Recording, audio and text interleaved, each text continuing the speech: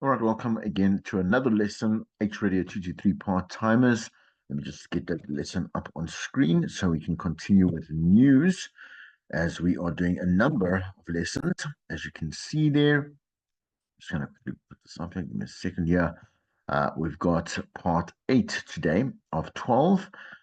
So we are in the third week, as you know, third week of class for the second semester. This particular class comes from the Beyond Powerful Radio textbook from Valerie Geller, and that is chapter 25, Multiversion News, page 283 to 296. In the lesson, we're going to be listening to some news segments, as you can see, coming up in just a moment there.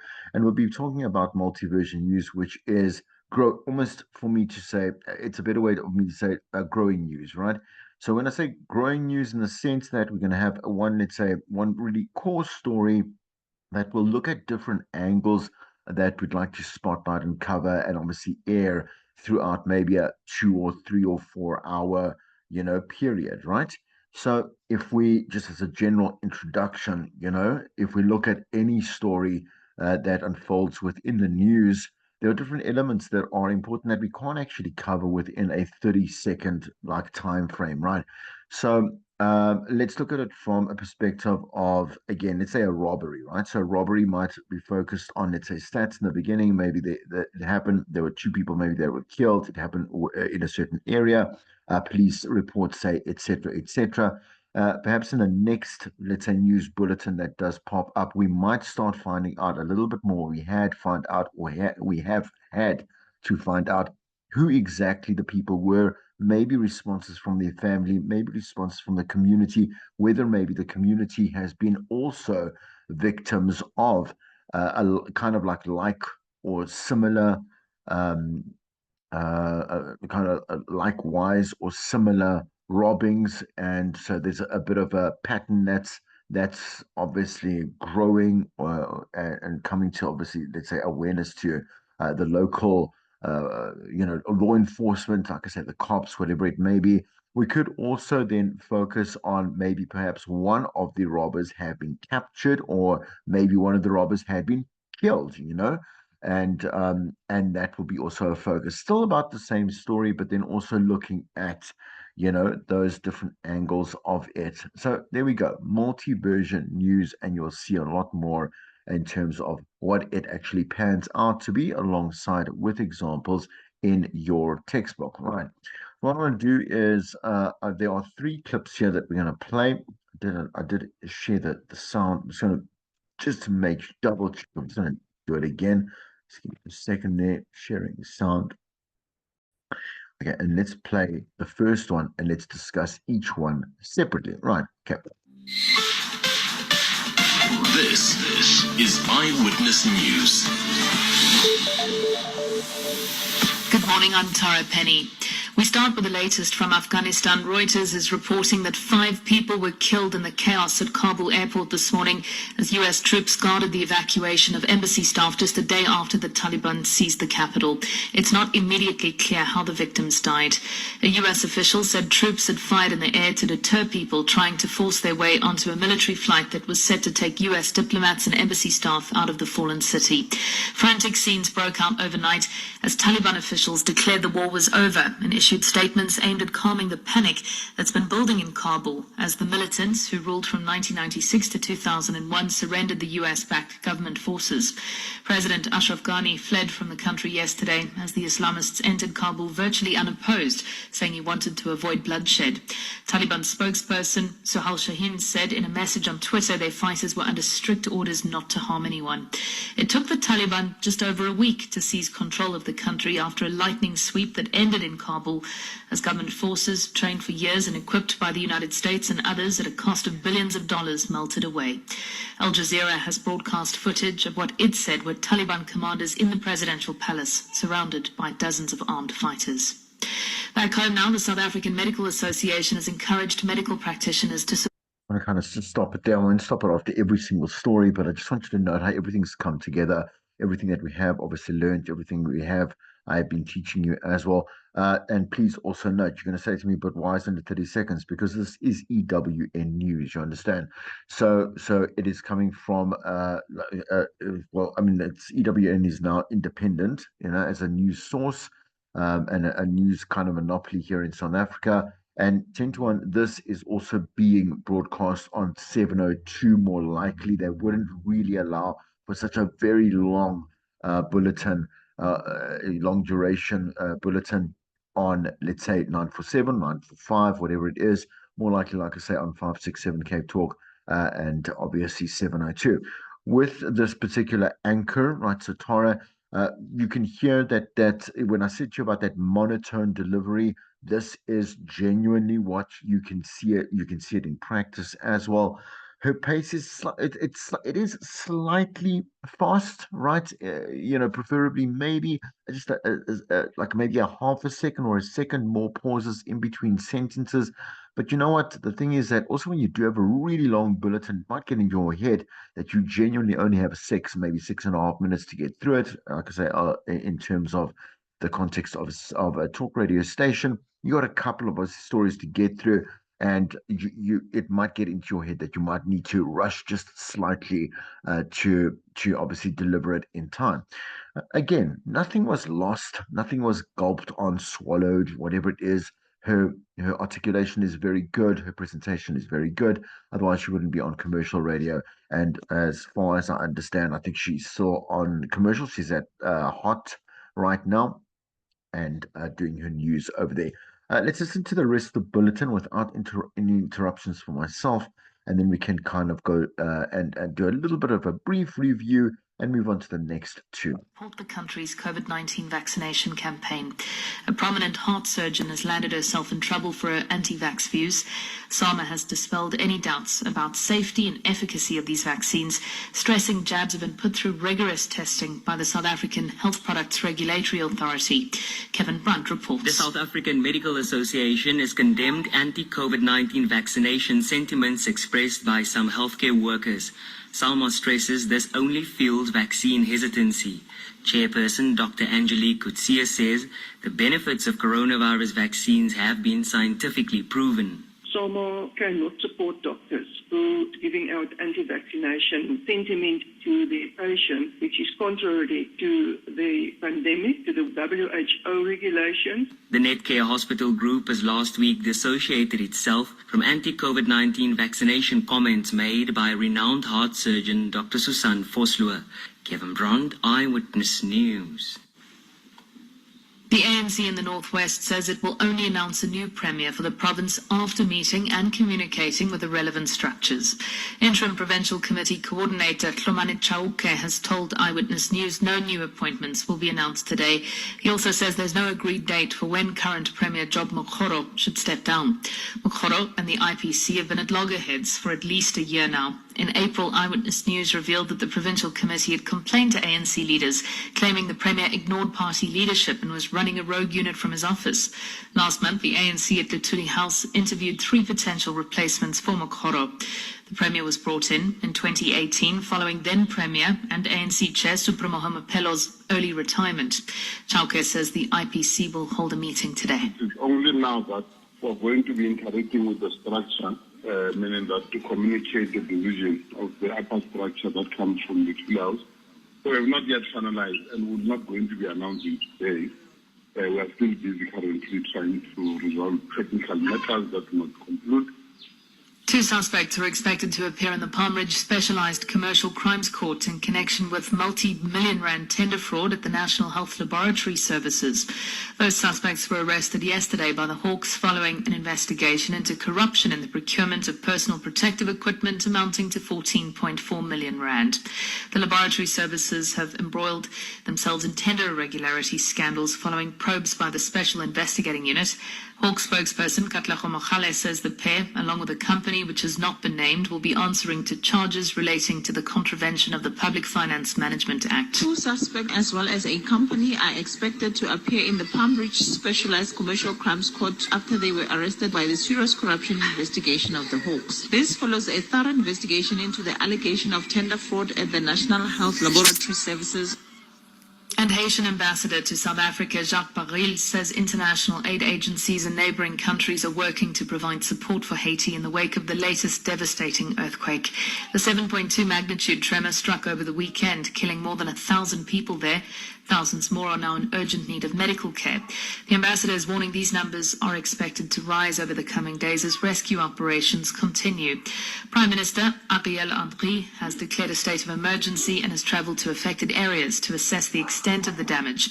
He's put out an appeal for assistance in the form of medical supplies. Gold's at $1,773.73 an ounce. The rand's at 14.74 to the dollar, 20.43 to the pound, 17.37 to the euro. Brent crude oil's at $70.31 a barrel. Heading into the Pretoria CBD, traffic remains a mess. This is coming from Soshanguve. Expect more than a 20-minute delay on the R80 southbound Mabopane Highway from Bremer to Eskia Mpahlele.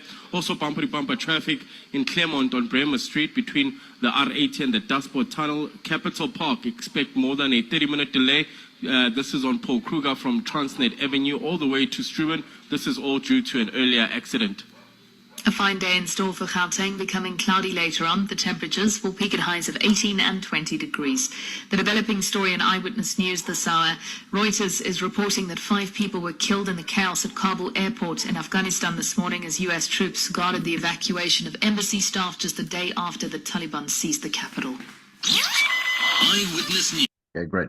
All right, so literally, again, everything that we have been learning up to now about compiling news has been practiced or displayed, presented here in this particular clip. Again, it is definitely a 702 thing. As you can hear also, we have the traffic presenter that is actually in the office, situated in the office where they're sitting in front of their computer. They got a mic there as well. And obviously on the every time they do a traffic update, this person will obviously let me just stop using the word obviously, right? Will then directly deliver their traffic update as well, right? You got obviously the financial indicators there as well, nice and simple. Brent crude oil, we got gold there as we said before. Also, just again the dollar, the pound, and we need obviously the euro somewhere there in as well. A little bit of a weather update and with the maximums that make sense, like we said in previous lessons. It depends on where you are during the day, like is it mid-morning, is it afternoon, is it late afternoon? What are we picking there? There is one thing I also just wanted to point out, like not because we haven't covered it before, but to understand the law of brevity. So being able to make a news bulletin as simple as possible to understand. When she did reference particular numbers and stats with the death number, the death toll of people, she said over 1,000 instead of going to go and say 1,472, because it was rising anyway. So it made more sense to be able to, use a number and again, use that brevity to make it a bit shorter and a bit more clear, understandable, digestible process, being able, more able to be processed by a listener at the end of the day, right? Okay, so small things. I'd like you to, take a paper, right, while you're going to listen to the next one, to take a notebook and make some notes as to what it is that you can pick up from what you already know about compiling news, to crit it, and not really crit it. I would say, let's just say, oh, okay, there I see, like they're going to local news, or there is there's a top international news there, a story. Look at the pronunciation again. That is one of those things that you heard across the bulletin, where it is exactly correct and it's accurate. So, okay, things like that. Let's listen to another one. The news is brought to you by Capitec. Simplify banking. Live better. Kaya News. It's Joe Clark in Joburg, and here are the stories you need to know right now. Leaders are demanding compensation for Marikana mine workers' families, and Mangaung Metro has a new executive mayor. Good afternoon, I'm Gineli Huma. Political parties say the struggle and pain of Marikana widows can can only end when those responsible for their loved ones' killings are held accountable. In 9 years since 34 mine workers were killed outside Lonmin during a Wayne dispute protest action, leaders addressing the commemoration held by AMCU have called on government to speed up the compensation process. One SA movement leader, Musi Maimane, says South Africa is led by government that favors politicians over its people. He says no one has been held accountable for this tragedy because orders on that day came from top government officials. We must always stand on the side of the marginalized. Our crisis in this country is that we face a deepening level of poverty, and yet nothing seems to be done by this government. IFP leader Mangosuthu Buthelezi says government needs to act fast to deal with challenges facing these families. When the plight of our people is confronted with closed ears and closed eyes, the seed of disaster is sown. 9 years of Americana, we have seen again that the suffering of a people cannot go on forever. The pain of social and economic injustice will always erupt unless we act to change it. ANC Councillor Mxolisi Sionzana has been elected as the new executive mayor of the Mangaung municipality in the Free State. This was during a special council sitting today. There were 88 councillors present and 87 cast their ballots, with Sionzana winning 57 of those votes. He resigned from his position as Speaker last week at the Mangaung legislature. Former Mayor Olim Mamleli was removed in August last year after a no-confidence vote against her. She is accused in the multi-million rand Free State asbestos tender case with suspended ANC Secretary General Ace Makashule. The South African Medical Association is calling on the Health Professions Council to discipline medical practitioners who spread misinformation about COVID-19 vaccinations. SAMA says there is a growing concern around healthcare workers who share their personal beliefs and opinions on the vaccines. The call comes after a prominent heart surgeon landed herself in trouble for anti-vaccination views. The association says workers who breach their ethical duties put the lives of people in danger. The chairperson of the association, Dr. Angelique Kutsia, says the benefits of the coronavirus vaccine has been scientifically proven. So therefore, the medical profession and doctors have a duty, as stipulated by the HPCSA, to respect patients as individuals and recognize their inherent worth, not to cause any harm, to regard truth and truthfulness, and to strive to make a positive contribution to society in accordance with our professional abilities and social position. Zambia's outgoing president Edgar Lungu has congratulated opposition leader Hakainde Hichilema for his victory in the presidential election. Hichilema garnered more than 1 million votes to defeat the incumbent president. Addressing the nation earlier, Lungu has thanked Zambians for trusting him in leading and serving their country. He says while there were several challenges during his tenure, he still believes that they achieved a lot. Lungu has committed to a peaceful transition of power. Based on the revelation of the ECZ final results, I will comply with the constitutional provisions for a peaceful transition of power. I would therefore like to congratulate my brother, the President-elect, His Excellency Mr. Hakainde Hichilema, for becoming the 7th Republican President. Countrymen, women and the youth, let me also congratulate all those who participated in this general election. In your weather for today, it's a fine day in Johannesburg, with temperatures having peaked at highs of 18 degrees, 20 degrees in Tshwane, as well as 19 in Sidibeng. If you missed it, the big story right now, leaders are demanding compensation for Marikana mine workers' families. Okay.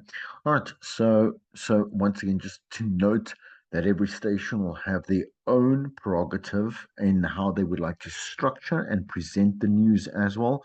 But as I said to you in a previous lesson, you do understand that when we say that we're teaching you the structure and the baseline setting, the baseline structure is a better word to stick to, of how news is presented, how it is constructed, what news goes where do the other elements, obviously the indicators, whatever it is, weather, traffic, etc., where they would be. And then, as I said to you in a previous lesson, the hybrid of whatever a station feels is more likely to be enjoyed by their own target market, which they have like very in-depth research on, whatever it may be, is how they would then go and tweak it and present it. In this, the bulletin was good, right? Obviously, the big things is that she just made far too many mistakes. I think she made three, and they were also all close to one another, in the beginning, which makes her seem as though she's not paying attention. Or she hasn't prepped well enough, or she hasn't, whatever it is, or she's maybe just a little bit green, whatever it may be, right? Sound bites were great. Like the fact there was, I like it when there are a lot of sound bites. Again, that kind of variation to, vary the wavelength, I would say, to pique someone's interests all the time, right? What you would also note between between the two that we have listened to is that in EWN, they will have their own field reporter be providing a sound bite that has a sub sound bite, inside, where you heard that one guy talking about, I'm not sure who it was, whatever it was, or I know, see, I already forgotten about the news story, but then he had his own like sub sound bite inside there, and that's really nice to show that the team of journalists are actually, showcasing across the final product as well. But otherwise, good. Like I say, it was a good one. Also, check it out there. 5 minutes. That's a nice length for a full, like I say, a full bulletin there. Let's go listen to the last one, and do a little bit of a review recap on that.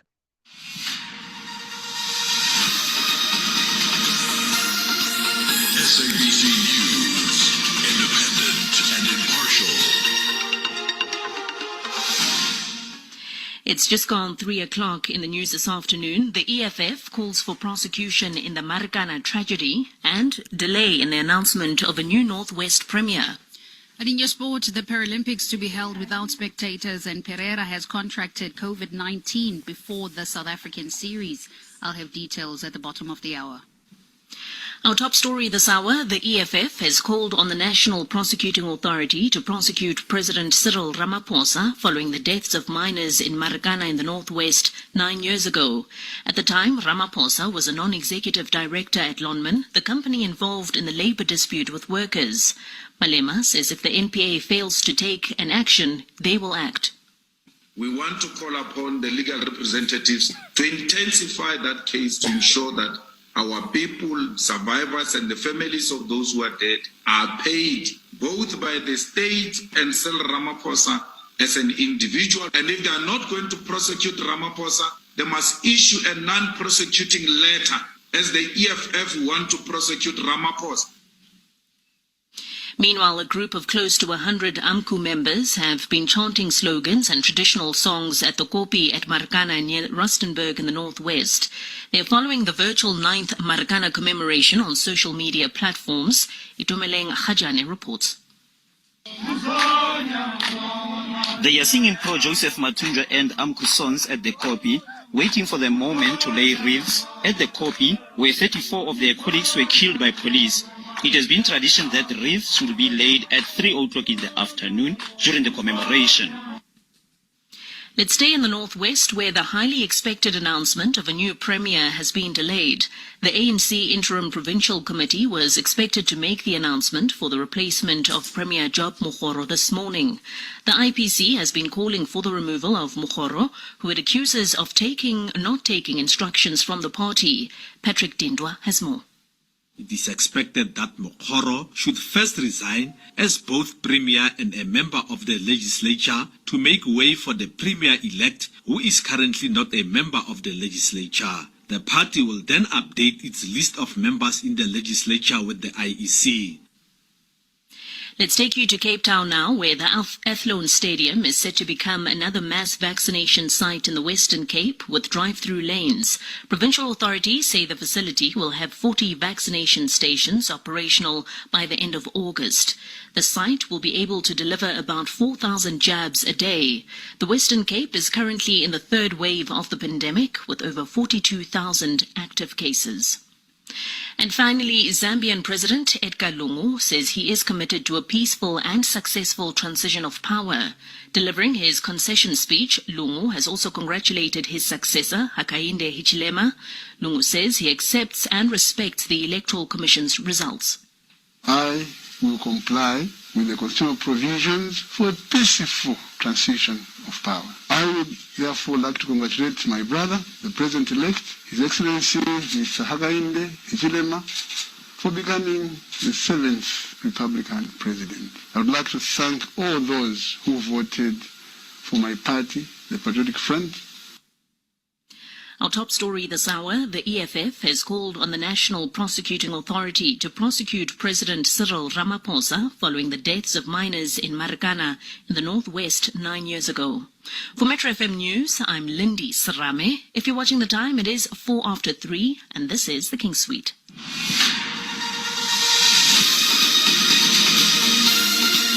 SABC News, independent and impartial.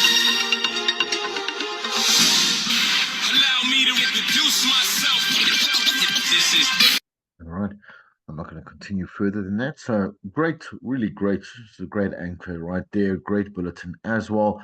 And again, just one of those things where, I mean, there's actually not much more to crit, just to really, really enjoy there and, pay like, props, I was going to say pay respect. She is not passed away.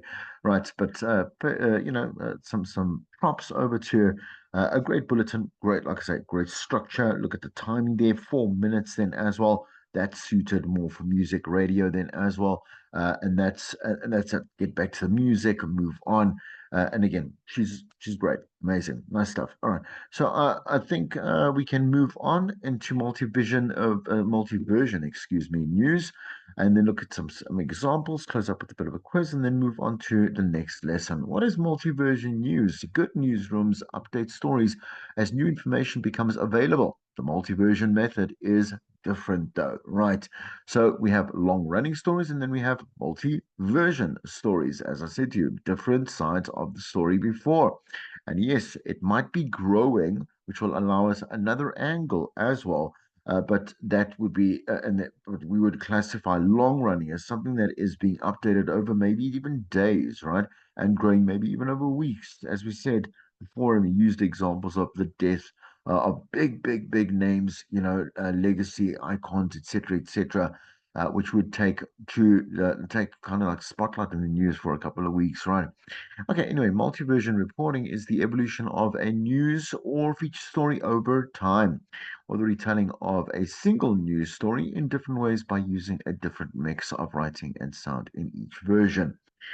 Any version of a story in this manner will leave out some details and include others for angles, right?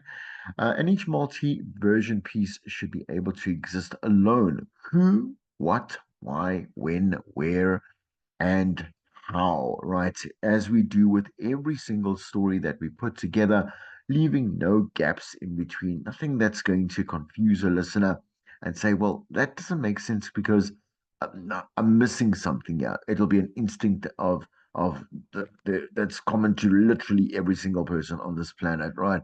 It'll be like, man, there's Swiss cheese here. This is Swiss cheese news, right? So adapt or die as a journalist, right? Because people want news and they know how to get it. We can get it anywhere, fake or not, okay?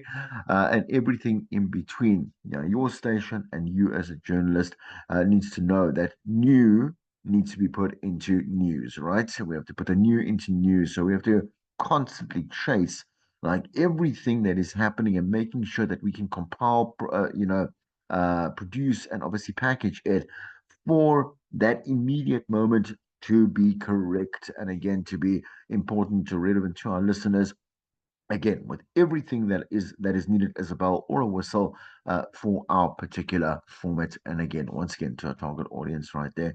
Presentation must be shorter, sharper, faster, or faster paced should I say, and very interesting. Something is new, it should interest someone that's within your target market and within their own lives is relevant, right? Something that they should be able to reach out to some kind of distance, touch, and feel. as something that is uh, it's got some kind of importance in their life, right? So by saying that, I'm not saying a direct impact because you're going to say to me, yeah, but something is happening in Cape Town or something's happening in Uganda or happening in Switzerland or whatever. Yeah, it's news is new, right? We want to be informed at the end of the day. And there is just an endless amount of things happening in the world. And that's how you can always say, oh, I get it now. Like I will take the biggest stories that are important to note as a human being, someone that is consuming the world around them, and I would present that to my listener. In any market, it's not uncommon to find a station advertising on buses, billboards, and obviously, if the station can afford it, TV, because it is the most expensive form of advertising. So here's another way to, or multi-version news can work. Your local newsroom can now build on what national networks are sending, so we can go and build further, or it can go even the other way around. As I've said in the previous, I don't even know. I think when we started, a bit of a story where that it becomes it's a community story. It's covered by a community paper or community radio station, whatever. And then what happens is that other stations, regional and national, international, might pick up on the story and move on from there, right? So again, giving another version, giving another addition, giving another angle to that story. So the method, everyone figures out his or her own way to do multi-version. So every station, but also up to that journalist to be able to put in why we hired them, their own talent, their own skill, and their own ownership. That they obviously like again that X talent, I would say, as opposed to X factor that they're applying to their work as well. In the case of a feature story, you can think of a version reporting as a miniature soap opera, right? Not with all the drama and tears and whatever it may be, but think of it that like the thing is with let's say a soapy, we can oh man, here's the thing with a soapy, you can literally what miss a week of a soapy, like come back, watch it, and know exactly what has happened over that past week because of where it kind of picks up and how that type of storytelling is told. In this way, we don't want to say, I don't want to apply it to a week, like you can miss it from week to week. You're going to jump in and think and assume that the news is still going to be there updating certain things that are happening. But in terms of a day, like let's say a day, like throughout the day, bulletin to bulletin, we would be able to listen in maybe at 3 o'clock or 3:30 in the afternoon, and immediately be informed and understand the holistic nature of this particular story that's being covered, right, and maybe has grown over the day. And the simple answer to that, or the simple reason, is because we update that particular story, right? So build the audience through the morning and leave them with a cliffhanger to bring them back tomorrow. I don't necessarily agree with that because this isn't an actual soapy, and we're not sure whether or not this news might be relevant tomorrow. But for the sake of sticking just to what your text or your theory says, you can take that under light consideration, right? And it would only apply to, again, a long running story that would develop over 2, 3, 4 days, 2, 3, 4 weeks, right? Advanced techniques sometimes on a charge and reaction story. You can create several versions by focusing alternatively on the charge and then the denial, for example, right? So another multi-version technique that can give away or give your reporting depth and set it apart is to briefly give the meat of your story, then focus on an interesting element like a human aspect, like the pets, maybe, or maybe again the kids, or maybe there was a donation, or there was a charity involved, or there's a community coming together. So what we're going to do is going to have a look at an example where you're going to see I think it's 4 different versions of the same story, so that you can understand. It's about a blizzard that happened in New York. The station had already broadcast reports on the traffic tie-ups, interviewed storm experts, and of course city officials. And then that also included the outages that might have been linked to or were linked to this particular blizzard that hit New York City. Excuse me for that. In short, all the hard news on the blizzard had already been reported, yet the snow still comes down. So you can't just be like, okay, well, now we're not going to talk about the storm anymore. We're going to find more ways of including it, perhaps maybe not as a top story, but somewhere out and about in our bulletin. Harris's assignment was to continue, so Harris obviously being the journalist, to continue to cover the story and get the human angle. Right. I'm just going to zoom in just a tiny bit here.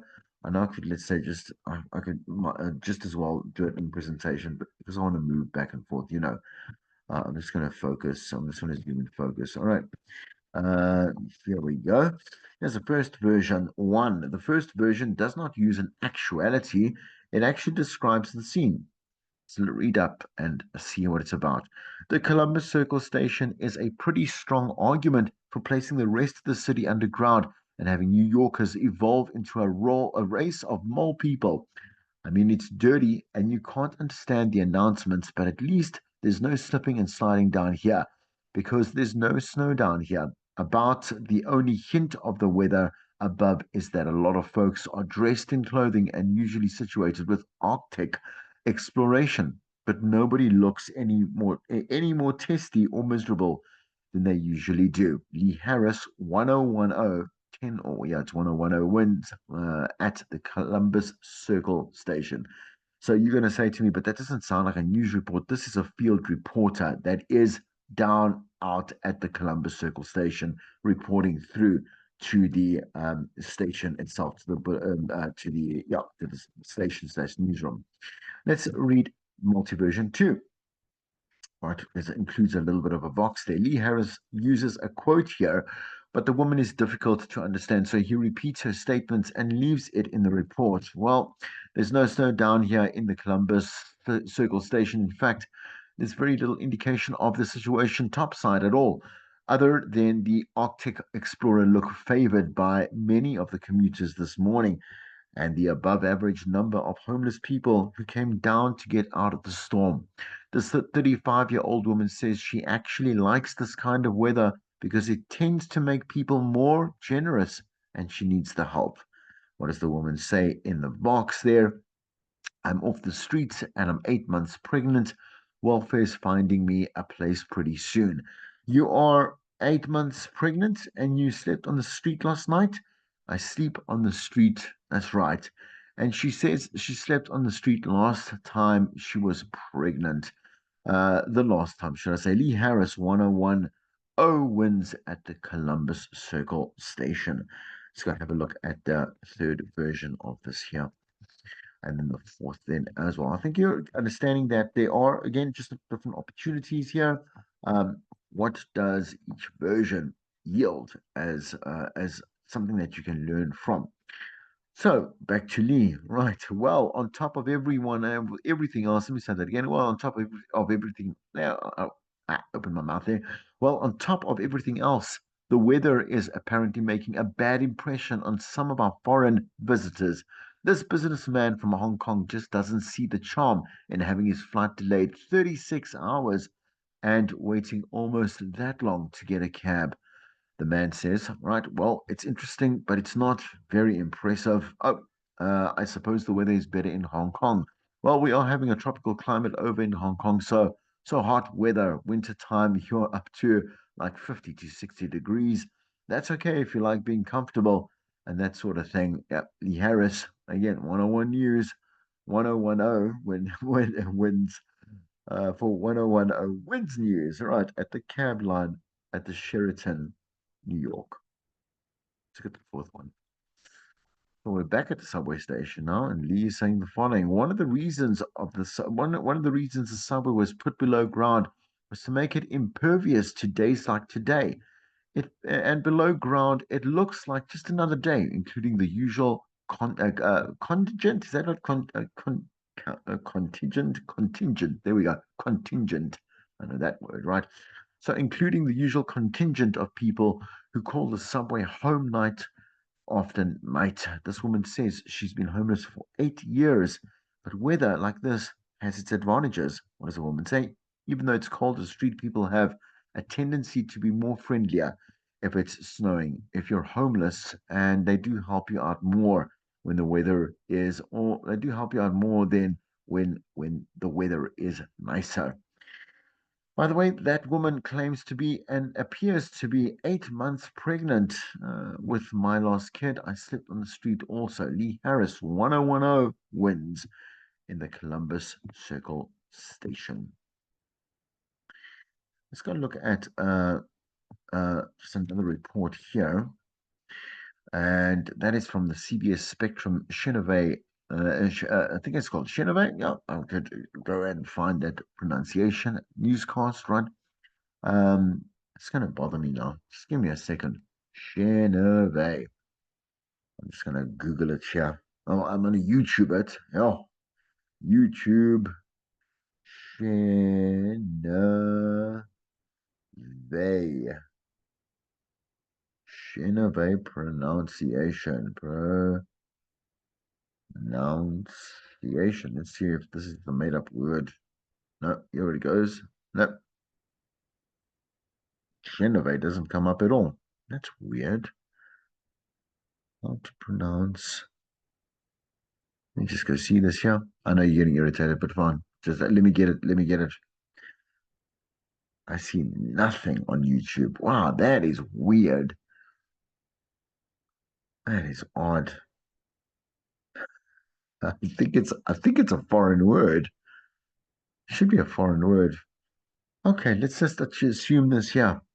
I live and learn, right? Yeah. Okay, let's carry on. Sidebar. Back to the news, right? Okay, 7 a.m. Good morning. Here is a CBS News brief. A monster merger is in the works. It could be the biggest ever. So, a question. Bell Atlantic Corporation, Telecommunications Incorporated, and Liberty Media Corporation today announced that they have signed a letter of intent to merge. And so we read further. We see here what this person is saying at 7 a.m. She's with Bell Atlantic. If approved, the deal would create a $60 billion multimedia giant, number 6 in the Fortune 500. American scientists Russell Hulse and Joseph Taylor of Princeton University have won the Nobel Prize in Physics. This for their work in the study of pulsars and Einstein's theories, relatively speaking. Oof, that's very corny. Well, I would leave that out. Toronto has won the American League pennant, beating Chicago last night to win the series in 6 games. Fire officials in Austin, Texas, say 3 recent fires were set by kids who say that they got the idea from MTV's Beavis and Butthead cartoon. The mayor of New Haven, Connecticut, says it felt like a bee sting, but it was a bullet that hit him in the leg. Police say it went through 2 steel doors and a wall before it bounced off Mayor LeSueur's leg. He's okay. From CBS News, I'm Jim Cheneve. It must be French, or yeah, it's clearly obviously something is foreign over there, right? Okay, anyway, so here's an updated like I said, multi-version story that we're focusing on. Good morning. Here's the CBS News brief. Bell Atlantic has announced a major merger. It plans to buy cable giant Telecommunications Incorporated and its Liberty Media subsidiary. We can see the variation between this one and this one. The Russell Hulse story now decides to move up right there. Russell Hulse and Joseph Taylor, both of Princeton University, have won the 1993 Nobel Physics Prize for their studies on Einstein's theories. Some students at Oakland, excuse me, this is a new one here. So some students at Oakland University in suburban Detroit are upset about not being informed that a lab they were using was also a home to AIDS research using a live virus. And here is the quote, right? We have absolutely no indication that any of these students were exposed. However, we are discussing this matter with the students to elevate or alleviate their concerns, the school's David Dessen. Rats are nothing new to ships, but this ship is the space shuttle to Columbia, Columbia. 48 rats are now on board the orbiter preparing for tomorrow's scheduled launch. Yeah, if this actually happened, that's cool. Little rats. Anyway, deputies in Citrus Country, Florida, were chasing Daniel Bannock, wanted on a probation violation, when Bannock jumped into a lake and tried to swim to freedom. That was until he saw a 7-foot alligator floating nearby. He's now in jail. Glad to be there. From CBS News, I'm Jim Chenove. Let's look at the last one at 8 o'clock there and end off this lesson. Good morning. Here's a CBS News brief. Somali warlord Mohammed Farah, maybe it could be Farah, right? Adid has today vowed to release captured U.S. pilot Michael Durant, a Nigerian peacekeeper. Adid says the two hostages will be released today or tomorrow. The Philadelphia Phillies will take on Toronto's Blue Jays in the World Series beginning Saturday night. The Phillies beating the Braves 6-3 last night to win the National League pennant. Phillies manager Jim Frigossi, I'm guessing. Frigossi could be Italian, right? It says, okay, so there's a quote, a little bit of soundbite. I guess we're going to be the underdogs again. It's not a bad way to go. The space shuttle's fueled, and so for all systems a go for the launch later this morning. The right, and I hope that goes, or that works in there. The Right Aid and Revco drugstore, let me just say that again, the Right Aid and Revco drugstore chains are expected to announce today that they're suing several drug makers for alleged price fixing. Quite a scene during a radio debate featuring Nilo Yuri, a candidate for mayor for Hialeah. Is that Hialeah? I think it's Hialeah. Oh, sure. I think it's Hialeah. Again, I would have to go and YouTube this there. Hialeah, Florida, and suspended incumbent mayor Raul Martinez. It could be Martinez, right?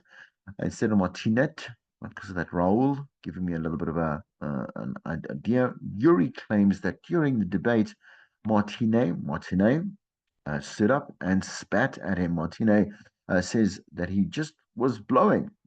Third candidate Salvatore D'Angelo says it was all very embarrassing. Cool. Fitting it all in together, so you need to understand that if you have written all your news for broadcast, you know how much harder it is to write it short, right? So the art is not only what you put into each story, but also what you leave out. Very true, right? When it's not important, don't put it in. When it's just a color, like it's adding color, which we find a lot in print media, right? Then that's a different animal altogether. The art of this craft is deciding what gets left on the cutting room floor to be used in another version. So when looking at multi-version news, and the best way to illustrate this is to actually show you the script that you read over and over in that script that you saw there. Yeah. So let's look at the quiz today. Let's get some multiple choice. Which of the following news techniques would not be used in a series of multi-version news stories? Changing locations, switching reporters, keeping the same lead, recording different nat sound. That changing location doesn't make any sense, right? The multi-version news methodology evolved in America because CNN headline news started. The FCC mandated it during the deregulation era. Audiences demanded it, and news market options encourage radio stations to adapt it. This here is the one that, for me, makes the most sense, right? Because uh, uh, we have so many different ways that we can consume, and we can get other news that want to keep our listeners here and give them the most that we can possibly give them. Right, here's another one. American broadcasters are interested in American style multi-version reporting since a competition for news listeners has increased. Right, commercial radio eliminated public radio in Europe. It's definitely not true there. European audiences prefer boring news, definitely not that one. And European countries have less news, so it's not that one. It's this one over here. Competition for news listeners has increased. True or false, multi-version news eliminates the need to cover the who, what, why, when, where, and how in each piece. That's false. Multi-version news writing is flexible enough for each reporter to discover his or her own way of creating news stories. That is true. Give us a short answer, read the following news story, and insert your own story of choice here. So you're going to put it in there, right? And identify at least, let's say, 2 news techniques that could be changed to create a multi-version news story. I'd like you to do that on your own. Now, the key points of the lecture. I'm going to just stop that share over there. Hope you enjoyed it. Hope you learned something. And we'll see you in the next